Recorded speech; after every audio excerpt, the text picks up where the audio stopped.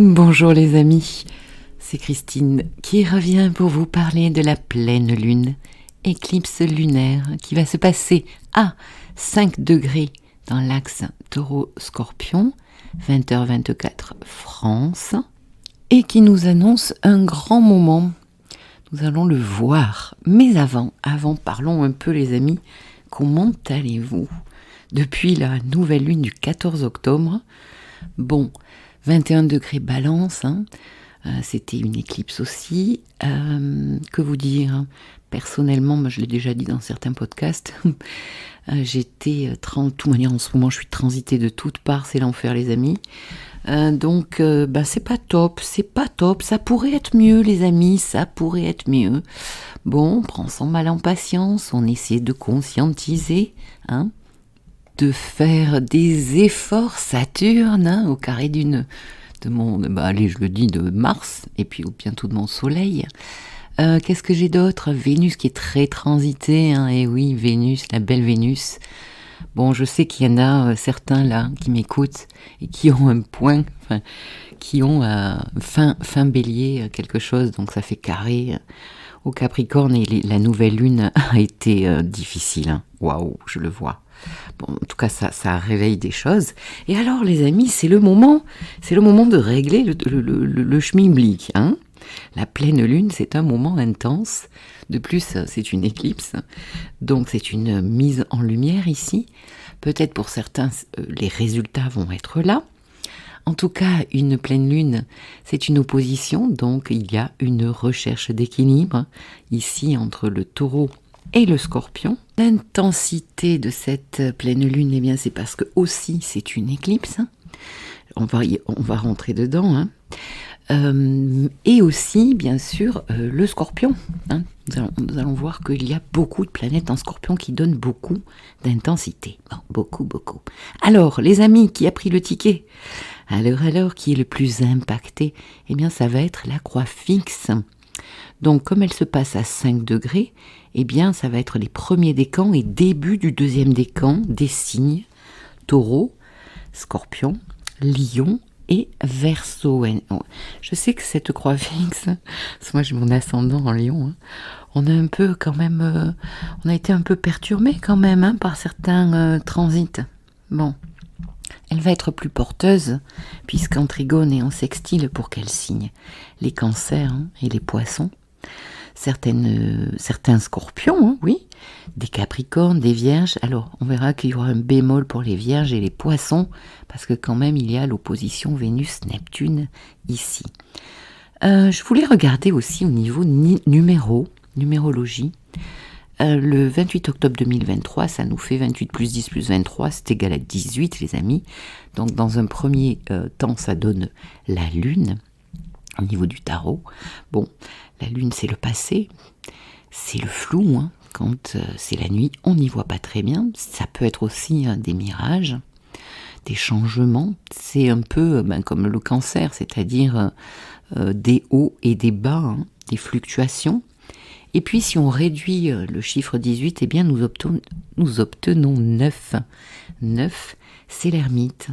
Je trouve ça joli parce que vous allez voir, une fois qu'on aura traité cette pleine lune, oui, beaucoup d'intériorisation, des insights possibles, et ça nous parle de fin de cycle. Alors ici, le soleil vient éclipser la lune, les amis. Il y a 15 jours, c'était le contraire. Donc, je vous propose de regarder avant tout cette lune en taureau, qui est conjointe à Jupiter. Qu'est-ce qu'elle nous dit ici? Alors déjà, la lune en taureau, elle est à l'aise, elle est chez elle, elle est plus que chez elle, elle est exaltée. Ça veut dire quoi? La lune n'est pas chez elle est chez elle en cancer, les amis, on le sait tous. Ici, en taureau, en fait, ça va être les valeurs lunaires, comme le nourrissement, se nourrir. Alors à tous les niveaux, les amis, pas que la nourriture affective, par exemple. Nourrir les autres, c'est la mère aussi, la lune. comment je vais m'occuper de mes enfants par exemple. Et puis au niveau des ressentis, eh bien tout ça devient une priorité et beaucoup plus fort. Et on peut avoir aussi des prises de conscience à ce niveau-là. Ça nous parle aussi d'ancrage à acquérir. Donc, Lune Jupiter conjointe, quels sont ici nos besoins les amis? Nos besoins primaires, hein. Ça nous parle beaucoup, vous allez le voir, d'oralité. Juste une dernière chose, j'ai oublié de vous dire que dans cette pleine lune, eh bien, il n'y a pas d'air. Et l'air, ça permet quoi? Ça permet d'alléger une situation, une relation, et il n'y a pas de feu. Donc, peut-être que nous serons en baisse au niveau de notre foi. J'espère que non. Mais le feu, c'est l'envie, c'est la pêche, c'est... Bon, bah oui, quand on voit les énergies qui vont venir. Donc, nous nous retrouvons avec, eh bien, beaucoup d'eau, hein, scorpionesque, et puis de la terre. De l'eau et de la terre, les amis, ça vous fait penser à rien, surtout vu la période automnale. Ça fait penser peut-être à des possibilités au niveau de notre terre-mère, des belles pluies, des inondations possibles, la terre qui bouge aussi, on l'a déjà vu récemment au Maroc. Bon, petit aparté. Revenons à nos moutons. Donc une lune exaltée en taureau qui a peut-être besoin de retrouver ou de trouver un cocon, les amis. En taureau, qu'est-ce qui se passe en taureau? On est dans un endroit bien sympa, on va pouvoir se ressourcer, partager les bonnes choses de la vie, les bonnes choses de la table, les plaisirs terrestres, les valeurs matérielles. Et oui, en taureau, passer du bon temps, l'amitié, pourquoi pas. En tout cas, tout, mais pas de prise de tête, les amis. Bon, conjointe à Jupiter, qu'est-ce qu'elle nous dit cette lune? Jupiter va amplifier son besoin, amplifier son désir. C'est même plus une envie là, c'est un besoin primordial avec Jupiter, parce que ça grossit tout, ça peut devenir très théâtral, on va le voir. Donc un besoin de retrouver un semblant de bien-être taureau, de la bonne humeur, une envie de joie avec Jupiter, de rire, de s'amuser. Bon, on voit bien que la période n'est pas tellement à ça, la période est plutôt grave. Et ici donc une notion d'oralité, avec le taureau, oui. Les histoires de manque, d'avidité, avoir un trou, vous savez, sans fin et sans fond à combler. On voit combien la phase, justement, c'est Reich qui a décrit très très bien, William Reich, qui a décrit très très bien les phases de développement depuis le ventre. D'ailleurs, quand on est dans le ventre de la maman et quand on grandit, eh bien, il y a la phase taureau, ce qu'on appelle nous la phase orale, où eh bien, notre structure dépend de la manière dont on a été nourri tout petit, étant enfant. Donc c'est de 0 à 2 ans à peu près. Comment on a été tenu dans les bras, le regard est une chose très importante dans les premiers liens avec l'enfant. Nourri, évidemment, ce n'est pas que le biberon, d'accord, ni le sein, c'est tout l'amour qu'on peut apporter à un enfant. Donc ici, on va être remué aussi à ce niveau-là, parce que les amis, il ne faut pas se leurrer, on est tous passés par cette phase, puisqu'on a tous eu ou des parents ou des substituts parentaux qui nous ont nourris, qui ont dû s'occuper de nous, nous langer, etc. Donc, il y a peut-être des moments là, comme ça, de réparation qui vont se réveiller à ce niveau-là. D'ailleurs, c'est marrant, ça me fait penser à une chose, c'est que au niveau du massage, justement, les structures orales, au début de la thérapie psychocorporelle, qu'est-ce qu'on travaille en premier lieu? Eh bien, on va donner au corps par le toucher thérapeutique. Mais qu'est-ce qui se passe chez ces personnes-là? C'est qu'en fait, elles ont tellement manqué de tout, du bon dans leur corps, dans leurs cellules, que quand elles commencent à recevoir, elles peuvent recevoir, mais... Certaines peuvent recevoir, il y en a qui ne peuvent pas recevoir d'emblée. Mais pour celles qui peuvent recevoir en premier lieu, eh bien, ça va juste les traverser. Voilà. Donc, il va falloir apprendre d'une séance à l'autre à les aider à conscientiser et à travailler aussi leurs limites, sans qu'elles sentent leurs limites, et qu'elles puissent garder le bon à l'intérieur d'elles. Il y a aussi autre chose, c'est que quand, et ça c'est un très joli moment justement en psychocorporel, c'est que quand une personne peut recevoir, arrive, s'ouvre à recevoir enfin le bon, eh bien c'est les chutes du Niagara, les amis, c'est des larmes, mais des larmes de bonheur. Mon Dieu que c'est bon, mon Dieu, que en fait ça conscientise aussi, hein, dans les personnes qui sont allées plutôt sur un déni, hein, même pas peur, même pas besoin d'amour, même pas besoin de rien. Bon, une fois qu'elles peuvent recevoir ça, c'est les larmes parce que, mon Dieu, mais comment j'ai fait sans ça? Comment j'ai fait jusque-là sans ressentir ça? Mon Dieu que c'est bon. Bon, puisqu'on est en saison Scorpion, je voulais faire un lien avec la sexualité, en fait, quelque part. Le sexe, c'est très bien, on prend beaucoup de plaisir, mais le jour où on a un orgasme, eh bien, c'est un petit peu le feu d'artifice. C'est un peu le bouquet final dans le feu d'artifice, n'est-ce pas?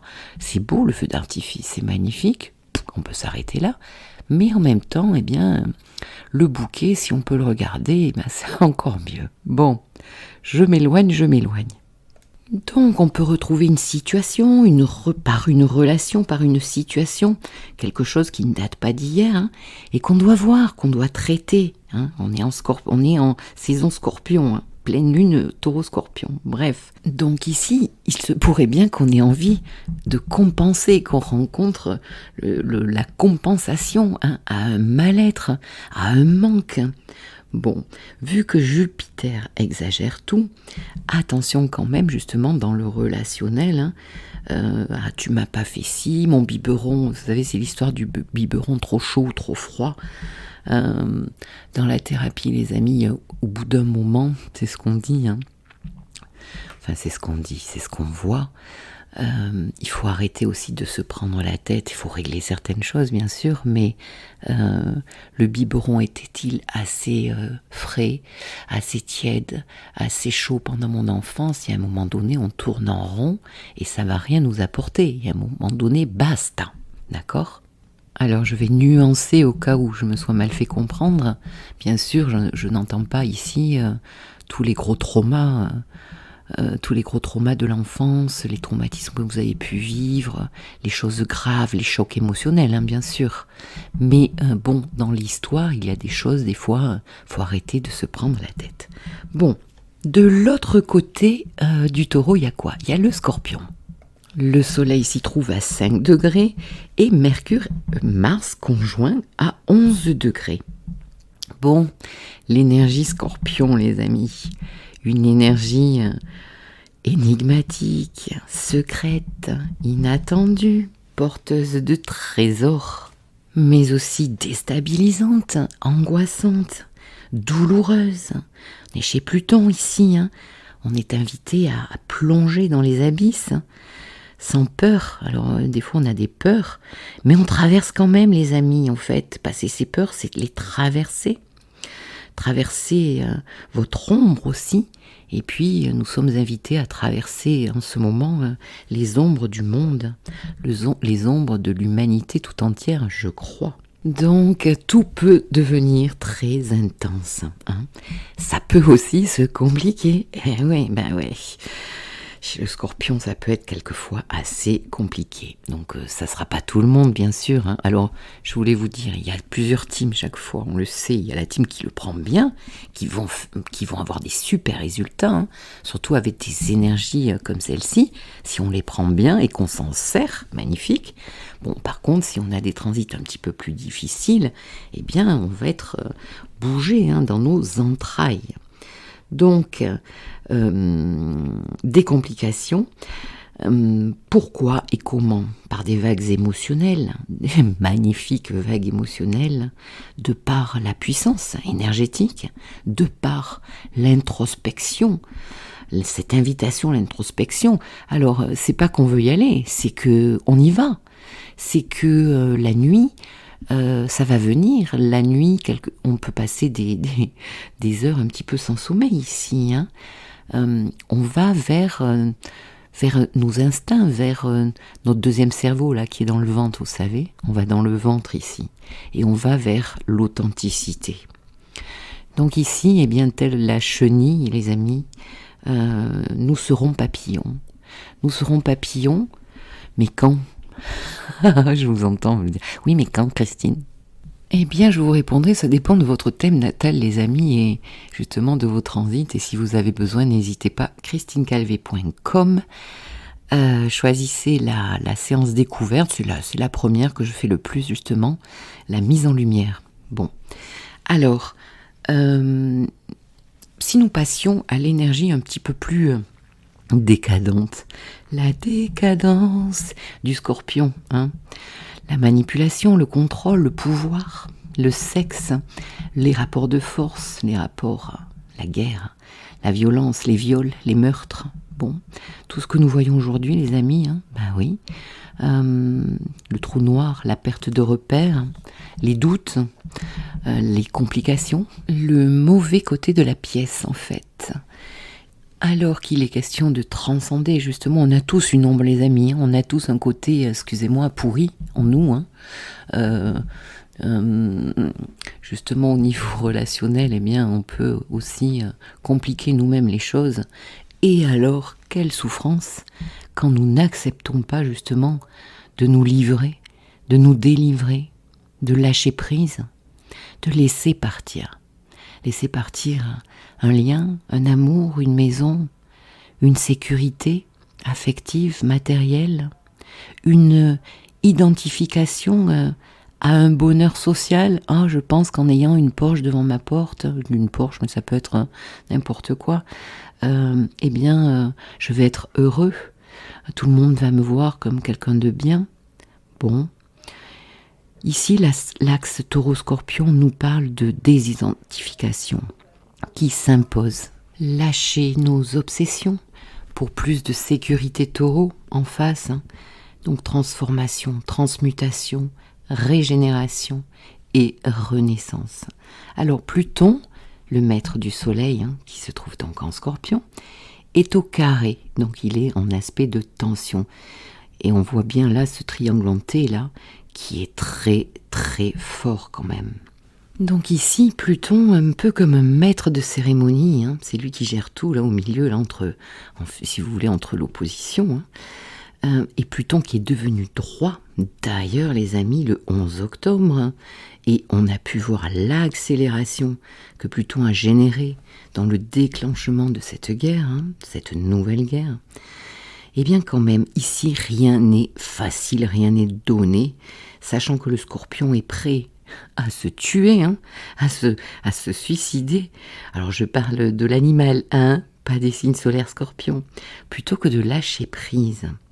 Donc, instinct de guerre, de rage, ici on ne veut pas en démordre. Le déni peut être total, les contenus psychiques non digérés, le passé, hein, qui remontent, vont devoir trouver ici une porte de sortie. Donc si vous sentez que ça monte là, dans les jours qui viennent, autour de cette pleine lune et jusqu'à la prochaine nouvelle lune, et que vraiment vous ne savez pas, ça peut faire remonter beaucoup d'angoisse, hein, et de problématiques, eh bien faites appel à quelqu'un, que ce soit à moi ou à quelqu'un d'autre, faites appel pour un petit peu mettre du sens et vous aider à digérer tout ça. Pourquoi ? Parce que aussi c'est la saison Scorpion qui, par sa très belle énergie, nous permet avec finesse scorpionesque de chercher, de trouver enfin dans une introspection, eh bien trouver, sentir, débusquer justement tout ce qui ne va pas à l'intérieur de vous et tout ce qui n'est pas digéré.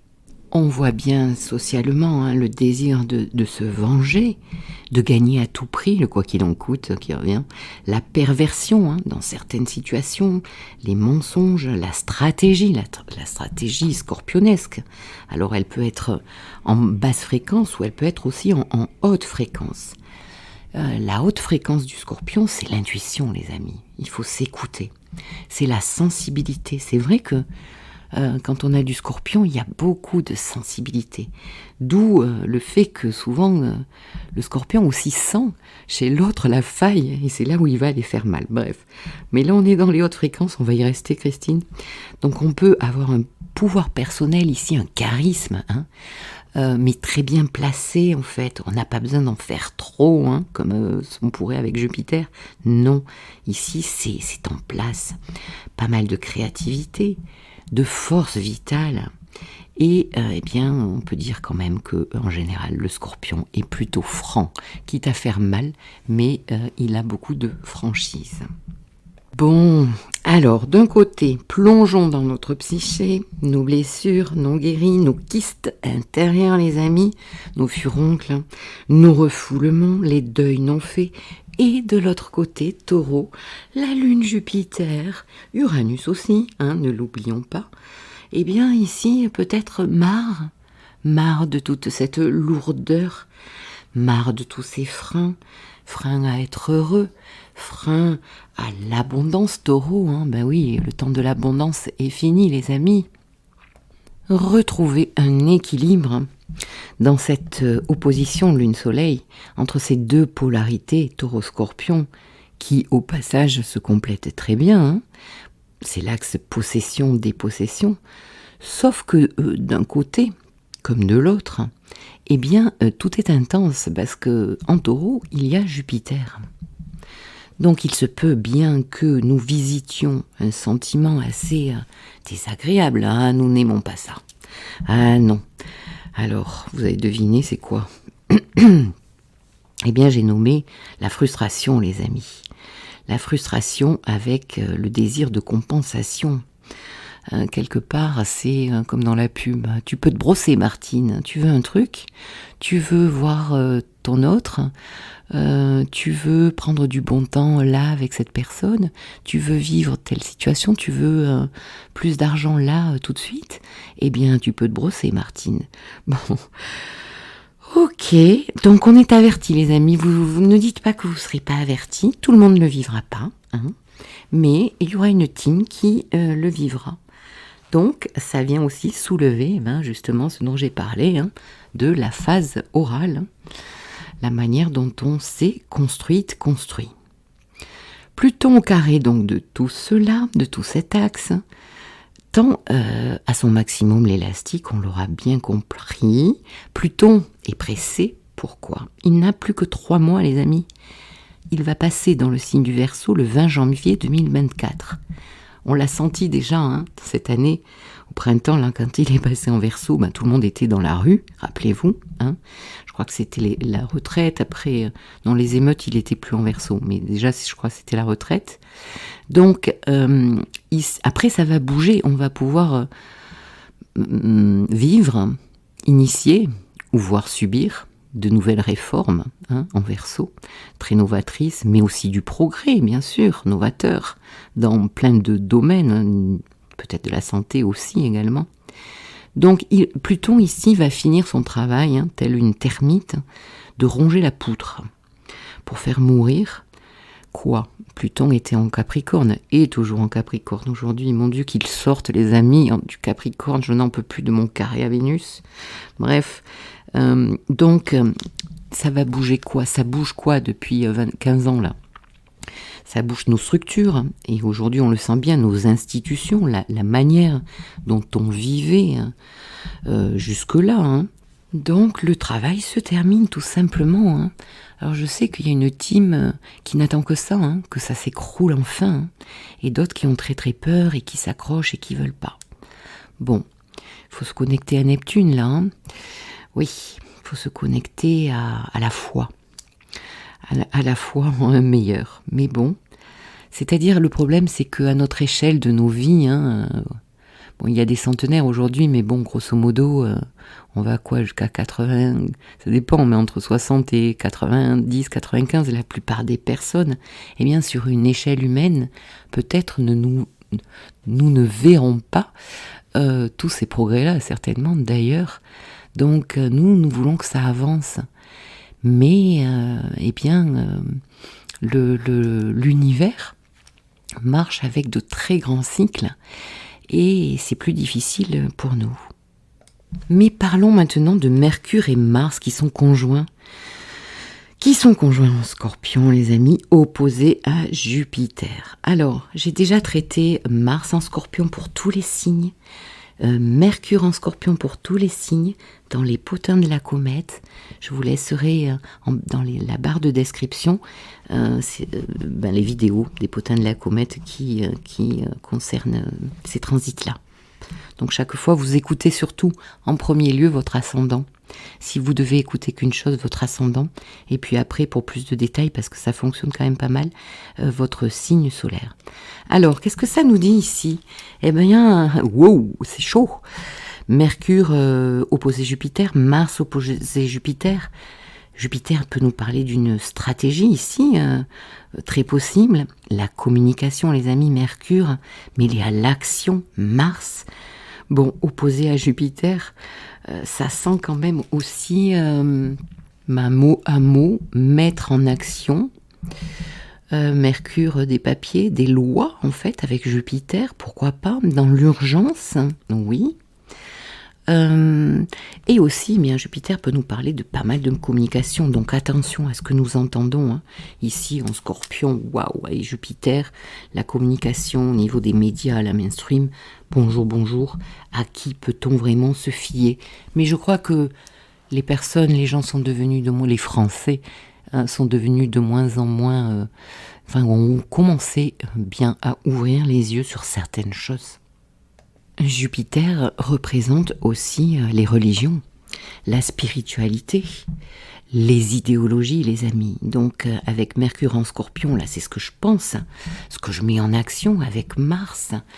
Je n'en démords pas ici. Hein. Et face à ça, eh bien, on n'est pas d'accord, mais on le voit bien dehors, au niveau des religions et des idéologies, on est en plein là-dedans. On voit aussi d'ailleurs que la Lune et Jupiter, là, c'est le peuple, la Lune. Hein. Donc opposé à tout ce système-là, en face de Scorpion, qui est assez manipulant, eh bien la Lune, le peuple peut se révolter. Bon, on a déjà vu des gens dans la rue et c'est pas fini, à mon avis. Ça sent quand même un petit peu la révolte.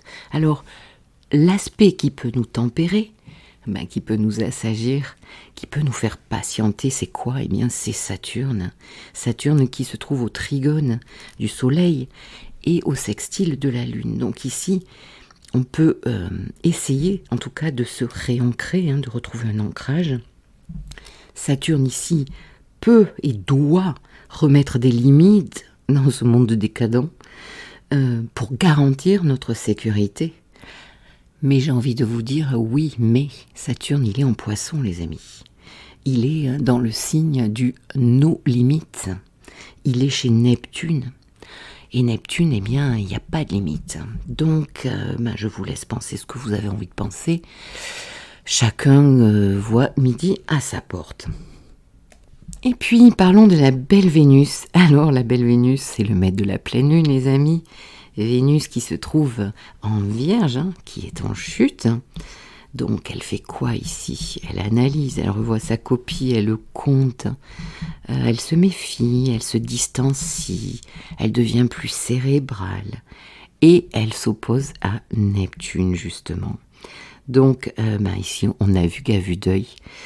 À vue d'œil les amis, c'est le brouillard, on ne sait pas trop, tant au niveau relationnel peut-être, que au niveau de l'argent. Vénus, ça représente aussi l'argent, ça représente les valeurs qui sont inversées socialement aujourd'hui. Donc on est un petit peu perdu quand même. Et puis cette Vénus en Vierge nous parle socialement d'administratif. Vénus, les aides sociales, Vénus vient de la Balance, ces aides sociales qui ne fonctionnent plus, on le voit bien aujourd'hui, notre mode de fonctionnement administratif ne peut plus fonctionner comme avant. Et en Balance, eh bien, il y a le nœud sud. Ne l'oublions pas, lors de la nouvelle lune, eh bien, ça se passait en Balance et conjoint au nœud sud. Donc, devons-nous faire le deuil, les amis? Là, je vais vous poser des questions qu'on peut se poser. Devons-nous faire le deuil d'un monde de Balance, avec le nœud sud pour fonctionner autrement, justement au niveau de toutes les valeurs que nous avons en balance. L'aide, la réciprocité, la compassion, les choses comme ça quand même. Devons-nous faire le deuil d'un vivre ensemble, d'une paix intérieure? Devons-nous faire le deuil d'une sécurité aujourd'hui pour vivre dans ce monde? Sécurité aujourd'hui carrément disparue, je pense qu'on sera d'accord.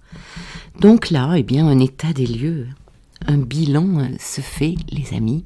N'oublions pas que le nœud nord se trouve dans le signe du Bélier, passé depuis peu.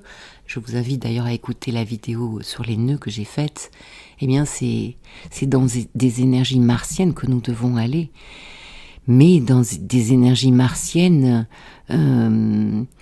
ajustées, équilibrées, pas dans une polarité de dingue, pas vers la guerre en fait. Neptune, opposé donc à Vénus, nous parle aussi d'exode, donc on voit bien tout cet exode qui se fait et qui commence à poser problème, parce que justement nous accueillons des gens que nous ne sommes pas en capacité de faire vivre dans quelque chose de convenable. Bon. Neptune, c'est aussi les religions, l'idéologie, et Vénus, c'est aussi l'argent dans la caisse, les amis. Alors, y aurait-il, une autre question, une banqueroute, Vénus oppo Neptune, un panier vide caché de tous, ici, puisque nous sommes dans toute cette saison Scorpion et dans un bilan. Alors, sur un plan plus personnel, Vénus-Neptune peuvent nous faire vivre relationnellement des éloignements, des liens à distance. Ça nous refait toucher le manque. De toute manière, j'ai pas dit le mot addiction, mais le Scorpion, c'est aussi des possessions, c'est aussi se passer des addictions, toutes les addictions, à la chimie, aux médicaments, à la cigarette, aux drogues, les addictions à une personne, etc. Donc ici, avec Neptune-Vénus, ça peut être pas mal de choses. Ça peut être la manipulation d'un autre ou d'une autre, au travers, par exemple, je le vois dans certaines séances, le Scorpion, eh bien, ça peut passer par la sexualité aussi, par une intensification de la relation, mais aussi Vénus avec du Neptune, les fantasmes, les amis, attention, idéalisation, là, Est-ce que vous voyez bien votre autre comme elle est ou comme il est? Il y a ça aussi, on peut perdre aussi l'être aimé, l'être cher qui s'éloigne. Il peut y avoir des deuils ici. Alors, je vais finir par un joli transit, le dernier. Vénus et Trigone, justement, à Uranus qui se trouve dans le signe du Taureau. Donc, la porte de sortie, elle est là, les amis, par l'innovation uranienne, ici, par se regrouper. Uranus, c'est l'avenir, c'est les groupes, les personnes, faire un. Plus personnellement, il peut y avoir une envie, une découverte d'une nouvelle manière d'être en lien, d'aimer, donc faire repartir une relation sur quelque chose de différent. N'oublions pas que Vénus a été carrée à cette même planète, Uranus, pendant 4 mois, puisque Vénus a rétrogradé, on l'a bien regardé ça pendant quelques mois. Donc ici, profitons-en, ça y est, elle est Trigone enfin à Uranus Taureau, donc ici, il peut y avoir quand même de belles opportunités, des nouveaux contrats, des possibilités financières là qui vont s'ouvrir, l'argent plus à notre portée, à portée de main, mais ça va demander quand même, à condition de sortir un petit peu de sa zone de confort, de s'ouvrir aux surprises, à l'inattendu, à ce que nous ne connaissons pas en fait, à l'étranger, à des choses dont nous n'avons pas l'habitude de vivre ou d'être en lien avec certaines personnes d'ailleurs qui peuvent être très différentes. Voilà les amis, 34 minutes, il y a tellement de choses à dire sur cette pleine lune. Bon, je me suis arrêtée sur certaines choses, c'était ce que j'avais envie de vous faire passer. Je vous souhaite une très jolie pleine lune, N'hésitez pas à mettre en commentaire, ça m'intéresse toujours, vous le savez, ce que vous vivez. Bon, évidemment, c'est sur Internet, donc pas tous les détails. Mais donc, qu'est-ce que vous vivez principalement? Certaines personnes m'ont parlé, par exemple, de problèmes plus administratifs. Et ben oui, il y avait pas mal de choses en vierge et elles étaient mal aspectées. Donc, n'hésitez pas. Pour que nous puissions nous soutenir, mettez votre soleil au moins et votre ascendant pour que les autres personnes puissent voir. Voilà, allez, je vous dis à très bientôt. Au revoir.